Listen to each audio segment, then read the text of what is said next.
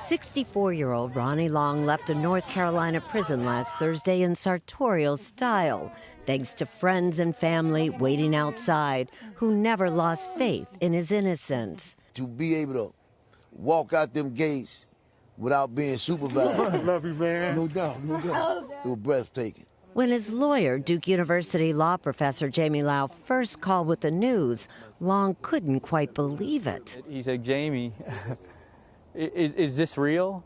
Am I really going home? You serious? Okay, but now the state can't go back on their word. They got to stick to what they say. In fact, the state kept its word, finally ending Long's 44-year quest to clear his name.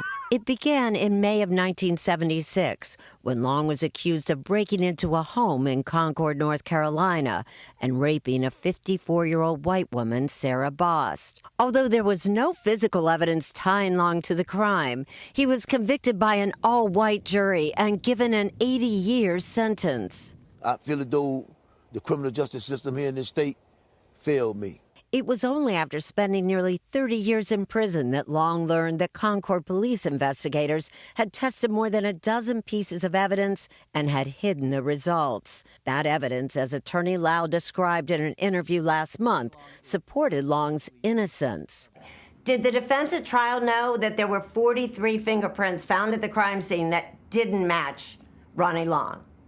They did not. Did the defense know that there had actually been a rape kit taken and evidence taken from the victim? They did not. Did the defense know that a hair that was found at the crime scene did not match Ronnie Long? They did not. But attorneys for the state argued that none of this would have changed the original verdict, and Long remained in prison despite growing protests and demands for his release. Justice delayed is justice denied. I'm 64, going on 65. They took my life away from me when I was 20 years old.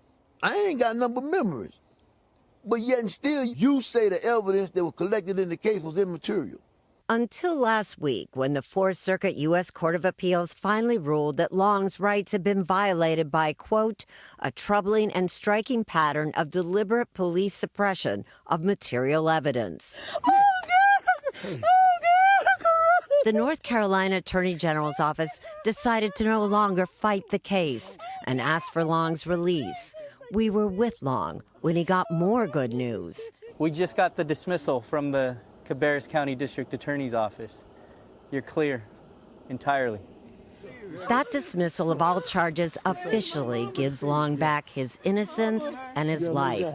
He has a lot of catching up to do. It's over. Mama! It's over. I'm talking on the phone, and I'm thinking I got to lean this way here to be heard. Look, I'm thinking that's the only way the thing gonna work. Long wants to spend time with his family, including his wife, Ashley, whom he married in 2014, and visit the graves of his parents.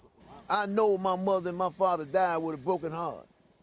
I'm going to tell them now when I go visit the grave site, your son is clear.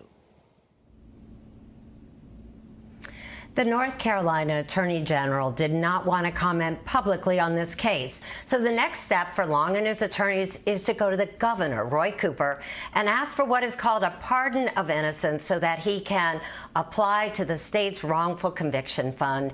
It's not going to make him whole, but it will certainly give him something to live on.